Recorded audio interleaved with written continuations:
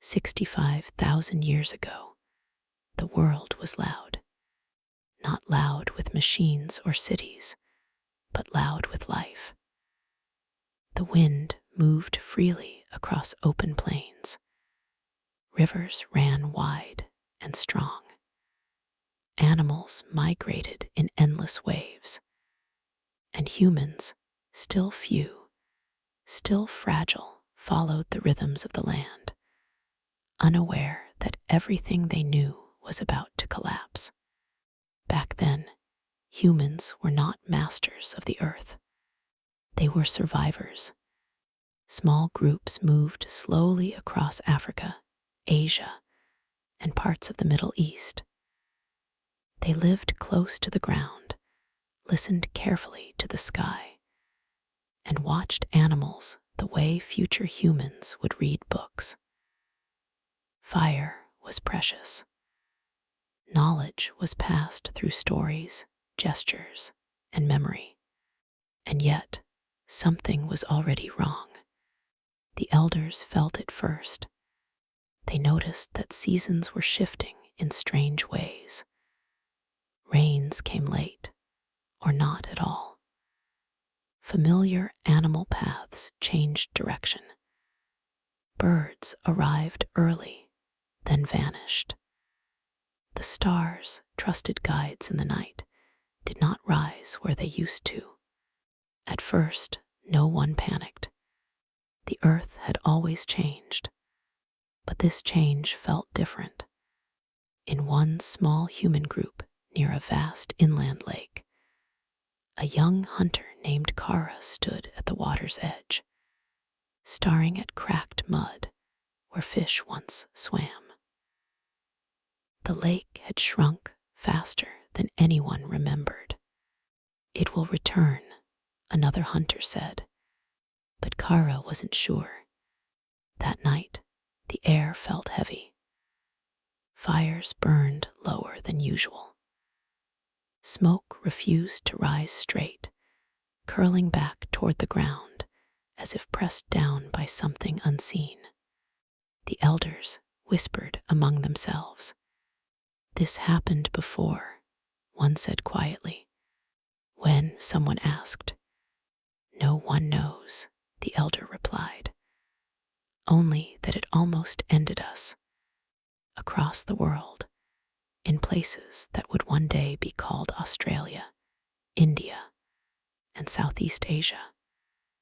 Humans were experiencing the same unease, without knowing others felt it too. The earth was preparing, but humans did not understand the warning. Then came the sky. One evening, as the sun set in deep red colors, a strange haze appeared along the horizon. It was not a cloud. It did not move like smoke. It spread slowly, evenly, like a veil being pulled across the world. By morning, the sun rose weak and pale. Animals reacted immediately. Herds that normally grazed calmly began to panic. Birds flew in chaotic patterns, slamming into trees and rocks. Insects vanished almost overnight. Even predators, lions, wolves, massive cats hesitated, confused by the changing world. Humans felt it in their bones. Breathing felt harder. The air was colder, even during the day. Food became harder to find within weeks. Then the deaths began. Not from violence, not from war, from hunger, from cold, from exhaustion. Groups that once lived close together began to separate, searching for better land. Some walked toward the coast. Others followed rivers that were shrinking fast. Many made the wrong choice, and they vanished. No graves, no signs of struggle, just absence. Kara's group moved constantly now. Children cried more often. Fires failed to stay lit. Meat spoiled quickly in the strange air. The stars at night looked dimmer, like they were being viewed through water. One night, an elder collapsed while telling a story. Before dying, she whispered words that would haunt Kara forever. The world is closing its eyes. As weeks turned into months, the sky changed again. A thick layer of dust spread across the land, carried by winds stronger than any remembered. The sun became a blurred circle. Days grew darker. Nights grew colder. It was not winter. It was something else. Human numbers dropped sharply. Entire bloodlines ended in silence. Children were born weak. The old died quickly. Even the strong struggled to survive. Across continents, humans were being pushed to the edge of extinction. Modern science would one day call this a population bottleneck. But for Kara and her people, it felt like punishment or a test they were failing. One night, while sheltering in a rocky overhang, Kara noticed something strange. The sky was moving. Not clouds, not stars. A dark flow stretched across the heavens, slowly rotating, blocking what little light remained. It wasn't fast. It wasn't violent. It was deliberate. The elders fell silent when they saw it. "This is not from Earth," one whispered. "Then what is it?" Kara asked. No one answered. In the days that followed, temperatures dropped even further. Ice appeared in places that had never seen it. Water sources froze overnight. Plants withered as if drained of life. And still, the darkness remained. Humanity was shrinking fast, from thousands to hundreds, to maybe only a few thousand scattered across the entire planet. The world had not exploded. It had quietly turned against them.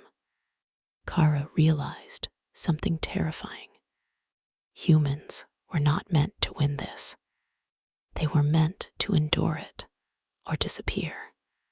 And somewhere above them, beyond the dust and darkness, the sky watched without emotion, because this was not the first time the earth had tested life, and it would not be the last.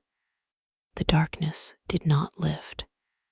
Days passed where the sun barely showed itself, a weak pale disk behind thick dust. When it did appear, it gave no warmth. The land stayed cold even at midday. Night arrived early, swallowing the world in silence that felt unnatural, as if sound itself was being drained away.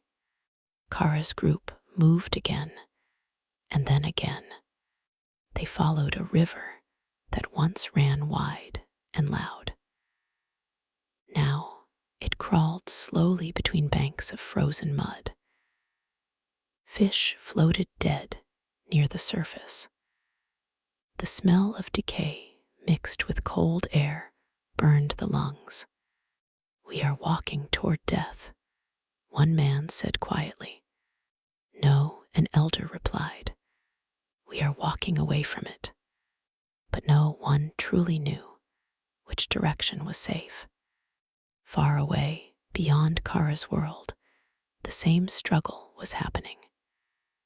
Human groups that had crossed into new lands were now trapped by cold and hunger. Coastal people watched the sea change color and behavior. Storms arrived without warning, violent and short, leaving destruction behind. Inland, grasslands turned to dust, then to frozen ground. The earth had entered a long winter, but not the kind humans understood. This cold did not follow seasons. It stayed. Weeks turned into months, months into years. Children who had never known warmth grew thin and quiet. Elders stopped telling long stories. Saving breath mattered more than memory now. Fires became sacred, guarded through the night like living beings. Kara learned quickly. She learned how to hunt animals that were weaker, slower, confused by the cold. She learned how to crack frozen roots and eat bitter plants others avoided. She learned that moving too fast killed people just as surely as staying still. One night, while the group rested in a narrow valley, the sky changed again. The dust thinned.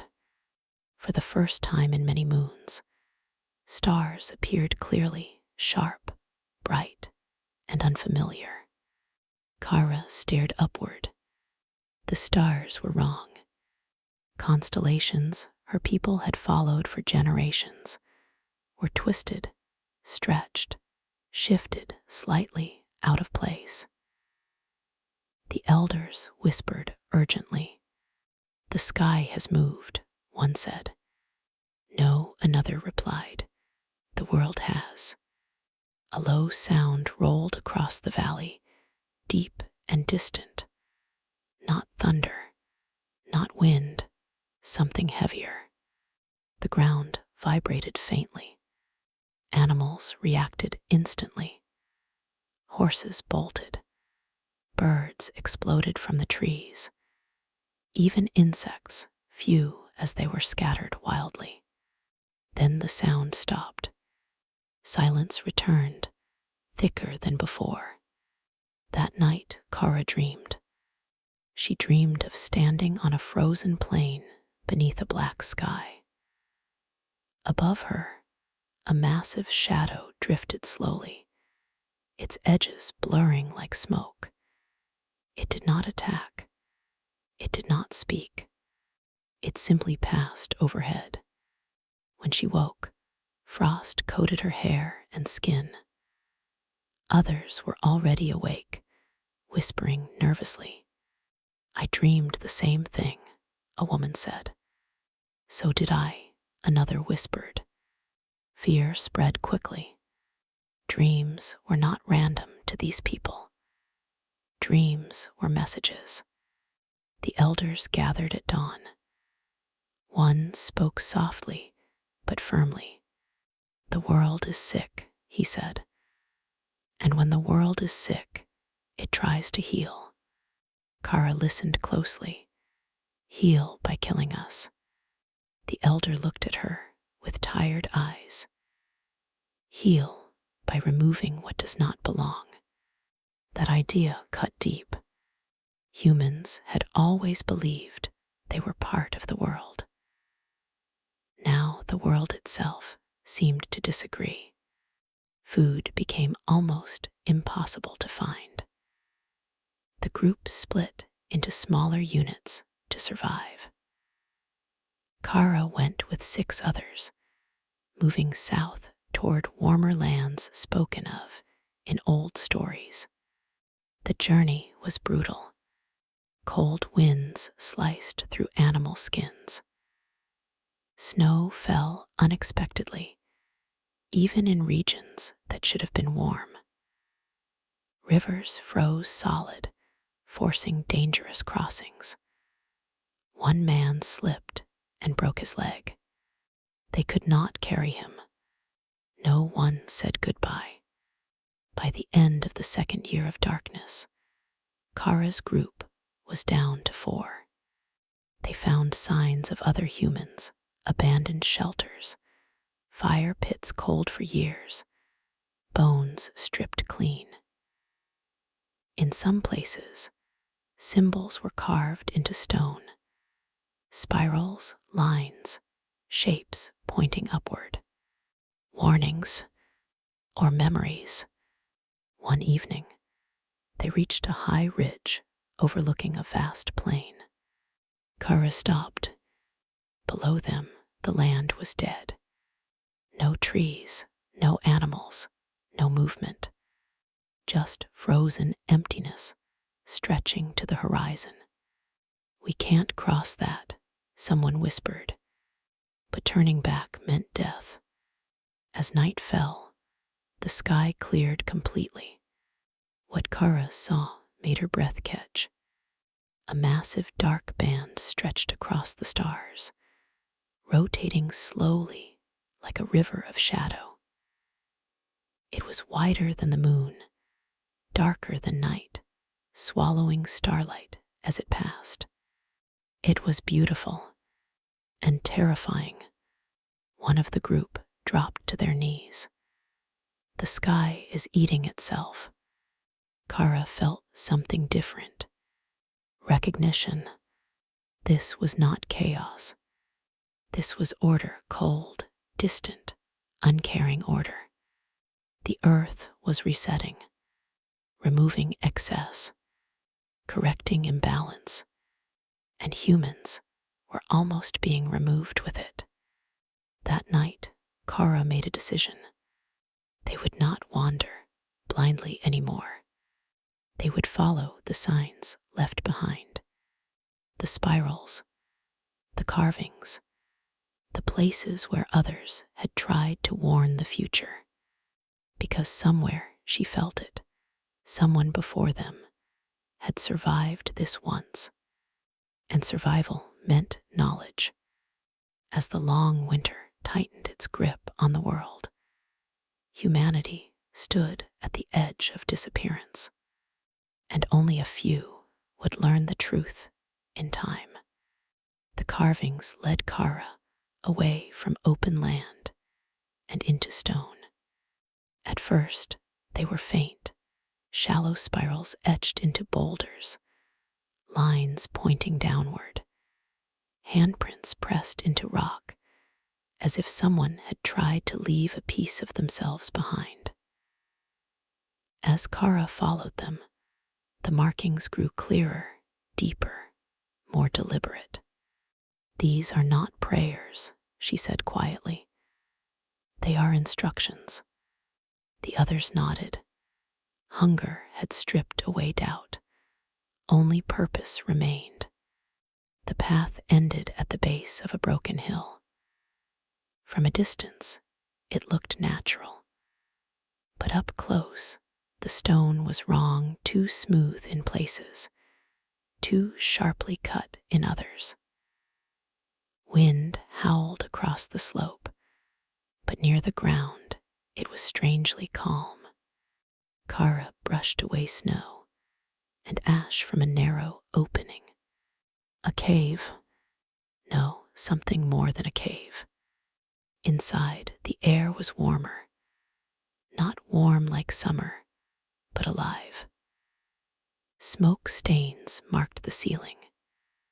Stone walls bore symbols carved with care and repetition, not desperation. Someone had lived here for a long time. They entered slowly, half expecting ghosts.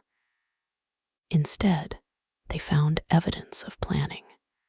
Stone shelves, fire pits positioned to trap heat, piles of bones stacked neatly, cracked open for marrow, dried plant fibers woven into crude insulation. This was not a hiding place. It was a survival chamber. These people knew, one man whispered. Kara studied the walls. Symbols repeated again and again. A dark circle swallowing a smaller bright one. Waves crashing over land. Stick figures moving underground while the sky above them was black. They expected the sky to fail, she said. As they explored deeper, they found something that made them stop breathing. Bodies, not scattered, not abandoned, placed, men, women, children curled together, wrapped in animal skins, faces calm. No signs of violence, no struggle. They chose this, someone whispered in horror. Kara shook her head slowly. No, they planned for something worse. The bones told a story. Some people had survived here for years. Others had died later, perhaps when food finally ran out, or when the cold became too strong. But the carvings did not stop with death. Near the back wall, Kara found the most detailed images yet. Not just symbols, but sequences, storyboards carved into stone. The first showed humans living under a bright sun. The second showed fire falling from the sky, darkening clouds, animals dying. The third showed people moving underground. The fourth showed a new sun rising. But the last carving was different. It showed humans returning to the surface, and then the sun dimming again. Twice. This has happened before, Kara whispered. The idea shattered something inside her. They were not living through a random disaster. They were reliving a cycle. That night, they slept inside the stone chamber. For the first time in years, Kara slept deeply. No dreams of shadows, no burning sky. In the morning, they discovered more. Hidden pits filled with preserved seeds. Stone tools shaped differently from theirs, lighter, sharper. Even pieces of ochre and charcoal, likely used to mark time or record events. These people thought beyond themselves, Kara said. They thought about us. As days passed, the group settled into the chamber. They learned its design. Vents that allowed smoke to escape without letting cold air in. Narrow passages that trapped heat. A water source that dripped slowly from deep stone, never freezing. Outside, the world continued to die. Inside, humanity waited. Kara spent hours studying the carvings. Patterns emerged. The darkness in the sky appeared alongside symbols of great water and fire. The elders of the old group had marked cycles, long stretches of normal life followed by sudden collapse. One carving showed a massive wave crossing land. Another showed ice spreading where forests once stood. This darkness brings chaos, Kara said, but it also resets the world. She began to understand something terrifying. The earth did not care about humans, but it remembered them. Days turned into months. One of Kara's companions died quietly in his sleep. They placed him beside the others, continuing the tradition begun thousands of years earlier. Kara felt grief, but also connection. She was part of a long chain now. One evening, as ash fell lightly outside, Kara noticed a change in the carvings near the entrance. She had passed them many times, but now she saw something new.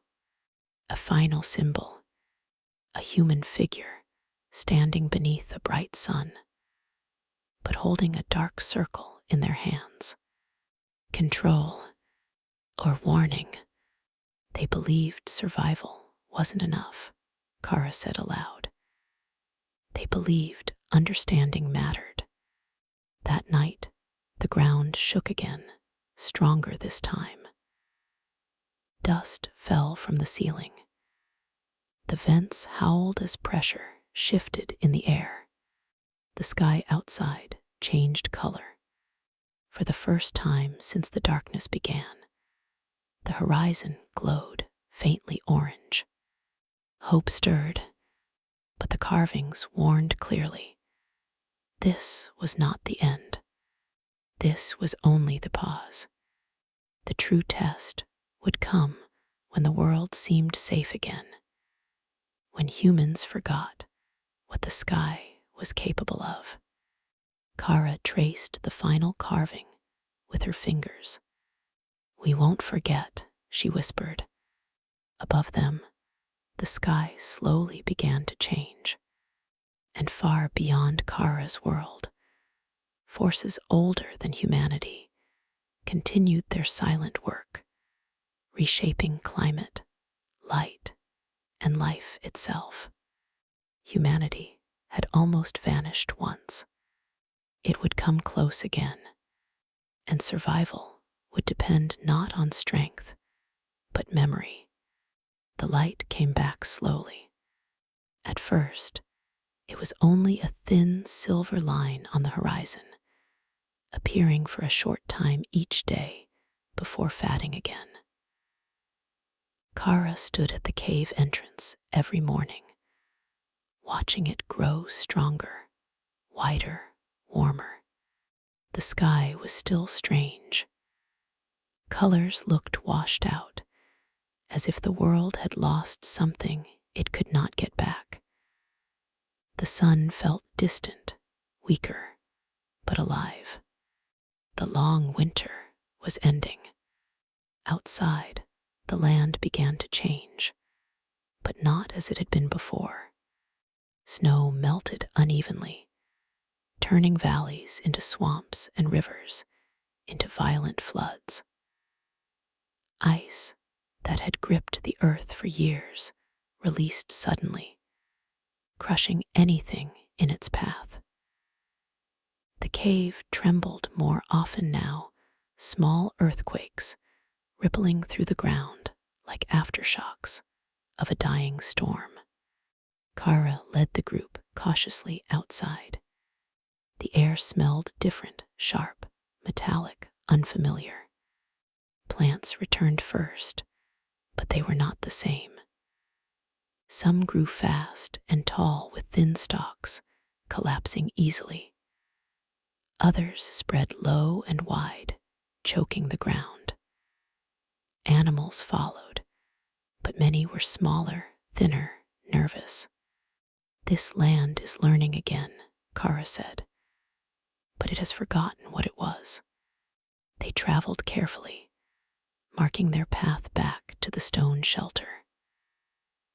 The carvings had warned about this time, the moment when humans thought survival meant victory.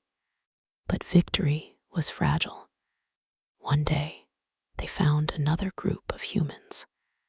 At first, both sides froze, hands raised, fear rising instantly. Encounters had become rare, and desperation often ended in blood. But these people were different.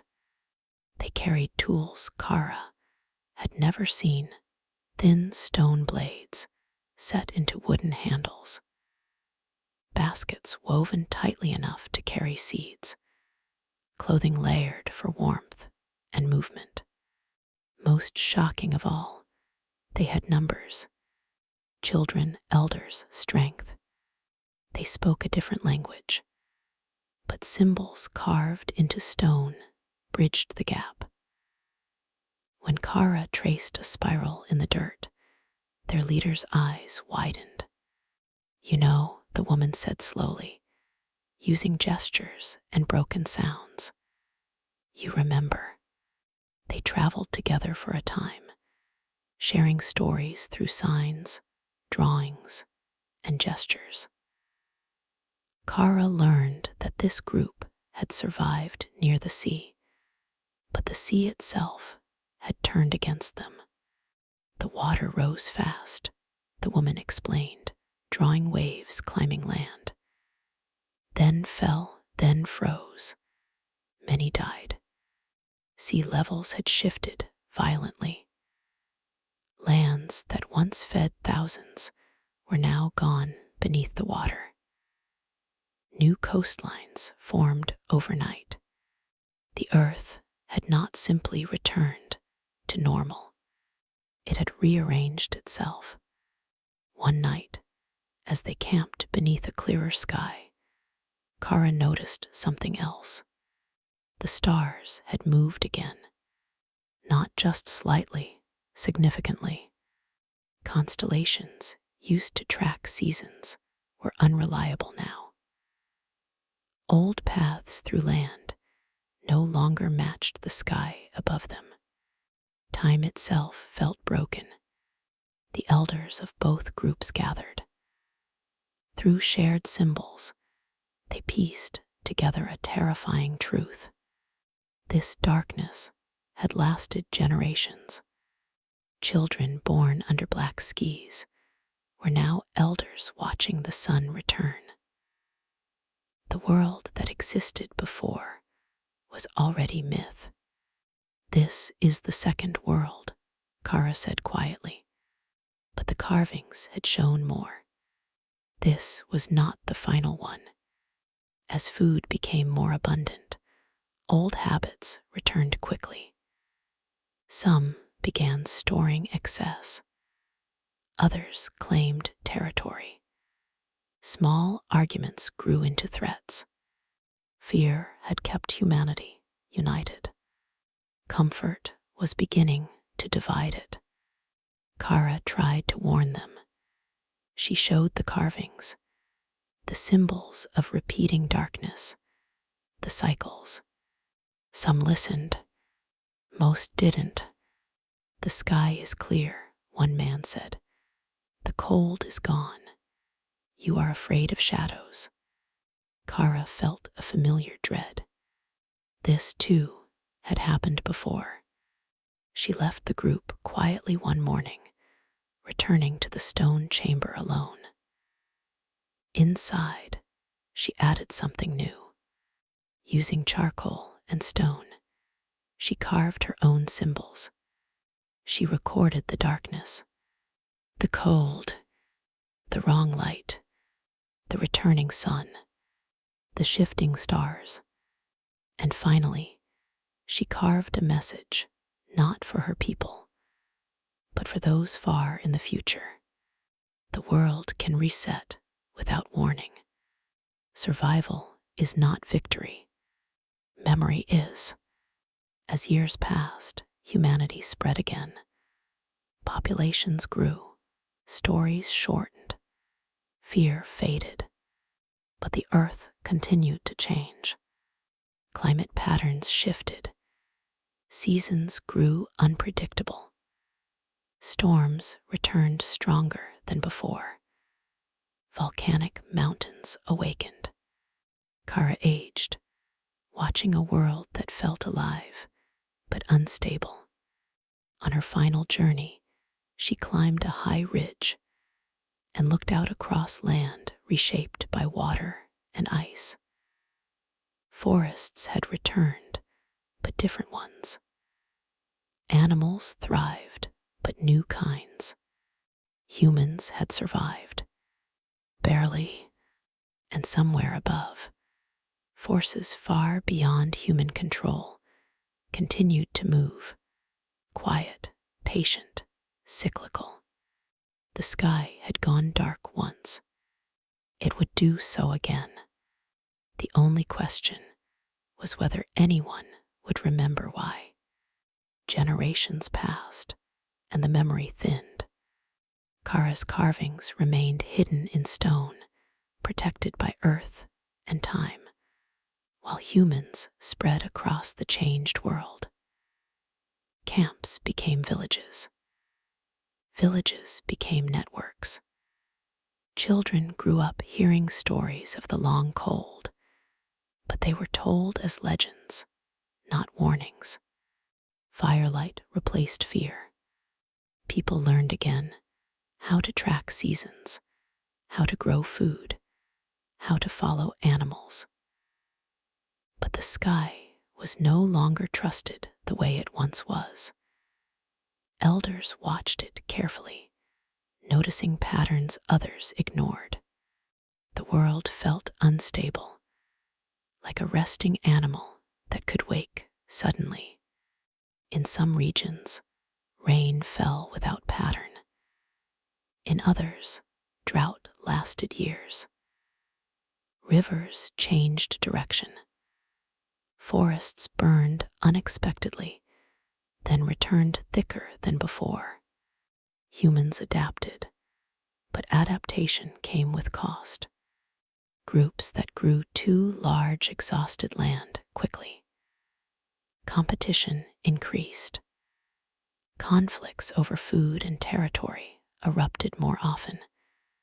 Tools improved, but trust did not. Far to the north, ice returned briefly, then retreated again. Far south, deserts expanded where grass once grew.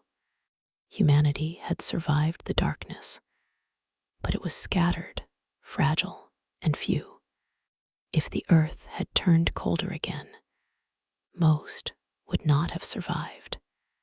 Kara was gone now, but others like her appeared across the world, observers, watchers, memory keepers.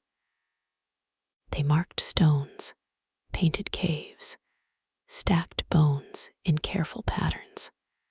They were trying to remember something they did not fully understand. At one such place, deep in a limestone cavern, a group of humans gathered around a fire. A woman traced shapes on the cave wall spirals, stars, waves. A child asked, "Why do we draw the dark sun?" The woman paused. "Because it once swallowed the light." "But the sun is strong," the child said. "Yes," she replied, "until it is." Outside the cave, the sky shifted subtly. Clouds formed strangely, thin, high, unmoving. Winds carried fine dust across continents. Animals began changing migration patterns again. Small signs, ignored signs. Human numbers were slowly rising, but still dangerously low. Entire regions held no people at all. If a new disaster struck, there would be no recovery. This was the near silence of humanity, a moment when survival balanced on chance. One winter, a violent storm struck without warning. Snow fell in regions that had not seen it in generations. Crops failed. Animals disappeared. Hunger returned quickly. Panic spread faster than hunger. Some groups remembered the old shelters.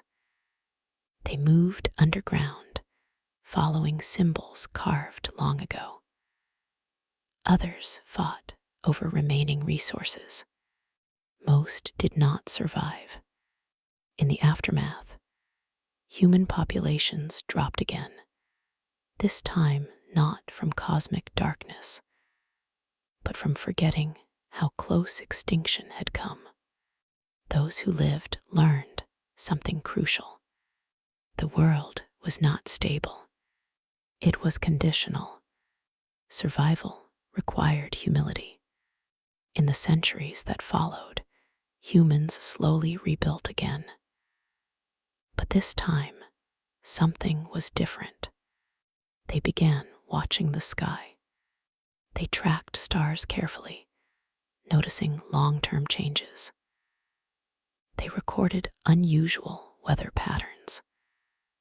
They passed knowledge orally with precision, embedding warnings into myths and rituals. Flood stories, fire stories, skyfall stories, not as entertainment, but as encoded memory. One story spoke of a time when the sky breathed dust. Another told of the sun hiding its face. Another warned of cold that does not follow seasons. These were not metaphors. They were history. Humanity never fully recovered to what it had been before the darkness. But it became wiser. Smaller groups, stronger cooperation, better planning, and always watching. Deep beneath the ground, Kara's carvings waited. So did countless others around the world, hidden in caves, under collapsed hills, beneath forests grown thick. Messages from survivors who had looked into the dark sky and lived. Humanity had almost disappeared once, not because it was weak, but because it had forgotten that the earth does not belong to anyone. It simply allows life until it doesn't, long after the storms faded and the land settled into a fragile balance. Something new began to spread among humans. Not tools, not weapons, memory. Small groups emerged whose role was not hunting or farming, but watching, recording, and teaching. They were not leaders in the usual sense. They carried no power, but their words carried weight. They were the memory carriers. In every region, their names were different. Some were called skywatchers. Others were fire keepers. In coastal lands, they were tide counters. But they all shared one belief. The earth gives warnings. Most people simply didn't know how to read them. These memory carriers studied patterns across generations. They compared stories from distant groups' stories that should not have matched, yet did. A flood here, a dark sky there, a sudden cold remembered in places far apart. When placed together, the stories formed a shape, a cycle. One such memory carrier was a man named Arrow, born many lifetimes after Kara. As a child, he had been fascinated by the sky. While others slept, he lay awake counting stars, noticing tiny changes in their position year after year. The sky moves slowly, his grandmother told him. Slower than humans. Arrow grew older and traveled widely, carrying carved stones from one group to another. On them were symbols learned from ancient caves, spirals, dark circles, broken suns. Some laughed at him, others listened. In a desert region far from Kara's land, Arrow discovered something extraordinary. A collapsed cave, exposed by wind erosion, revealed carvings almost identical to those Kara had made. Different hands, same message. Arrow sat in silence for hours, tracing the grooves with his fingers. This is not myth, he whispered. This is record. He gathered elders from surrounding groups. Together, they compared oral histories with the carvings. The alignment was undeniable. A long darkness, sudden cold, near extinction, 65,000 years ago. Humanity had almost vanished. Not from war, not from disease, but from a sky that changed. As Arrow spread this understanding, resistance grew. Some feared the knowledge would bring panic. Others believed speaking of darkness would summon it. But memory carriers knew silence was more dangerous. They embedded warnings deeper into rituals, seasonal festivals, and coming-of-age trials. Young people were taught to recognize strange skies, unusual cold, shifting stars. Not all disasters arrive with sound, Arrow taught. Some arrive quietly. Generations passed again. Human populations grew stronger this time, not larger, but smarter. Settlements were placed near natural shelters. Food was stored with long winters in mind. Migration routes were kept alive, even during good times. Humanity was no longer arrogant. It was cautious, but beyond human awareness. Forces far older continued their work. Ice sheets advanced and retreated. Oceans absorbed and released heat. Volcanic systems breathed slowly beneath the surface. Above all, the sky complex, dynamic, unpredictable, shifted in ways humans could not control. The cycle was not finished. One night, Arrow noticed something troubling. The stars drifted just slightly out of alignment, too small for most to see, but enough to tighten his chest. He carved a new stone, not a warning of darkness, but of timing. If this returns, he wrote in symbols, it will not ask permission. He buried the stone beneath layers of earth, knowing future humans might find it long after his own people were gone. As Arrow aged, he often wondered how close humanity still stood to the edge. Had they learned enough? Or would memory fade again, replaced by comfort? He had no answer, but he had done what Kara had done before him. He remembered, and because of that, humanity remained fragile, aware, and alive, on a planet that had nearly erased it once. The sky above him remained bright. For now, thousands of years passed. The world softened. Ice retreated to the far edges of the earth. Forests grew thick and deep. Rivers settled into stable paths. Seasons became predictable again, not perfectly, but enough for humans to believe the danger had ended. Memory faded quietly. The memory carriers still existed, but their warnings became ceremonial. Stories turned into songs. Songs turned into symbols. Symbols lost meaning. Humanity expanded. Villages became towns. Towns became early cities. People looked down at the ground more than they looked up at the sky. The stars became decoration, not guidance. Yet the earth never stopped moving. Deep beneath the oceans, currents shifted slowly, redistributing heat across the planet. Massive ice reservoirs formed and melted in cycles too slow for a single lifetime to notice. Volcanic systems slept, but never died. And far beyond Earth, the planet continued its long journey through a dynamic, changing cosmos.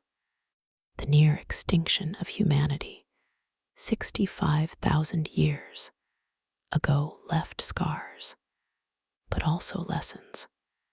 Those lessons survived in unexpected places, in flood myths shared across continents, in cave art showing darkened skies, in stories of the year without summer, in warnings about fire from above and cold from nowhere.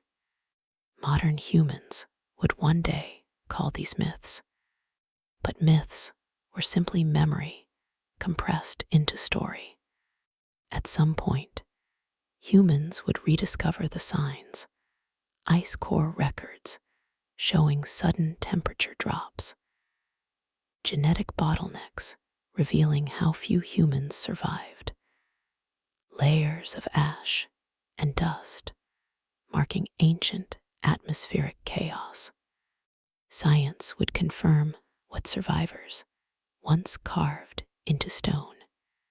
Humanity almost disappeared, not gradually, not peacefully, but suddenly. The darkness had been real, the cold had been global, and survival had been accidental. What saved humanity was not strength or dominance. It was flexibility, cooperation, and the ability to remember long enough to adapt. The earth did not intend to destroy humanity. It simply changed, and humans happened to be fragile at the wrong moment. Today, the sky looks calm. The sun rises reliably. Seasons follow patterns, but the forces that once dimmed the world still exist. They always will. The story of 65,000 years ago is not a warning of doom. It is a reminder that survival is never guaranteed, that memory matters, that the planet does not need permission to change. Humanity lives because a few remembered when forgetting would have been easier. And somewhere, beneath layers of stone and time, Kara's carvings and arrows' stones, and countless other silent warnings still wait, not to scare the future, but to prepare it.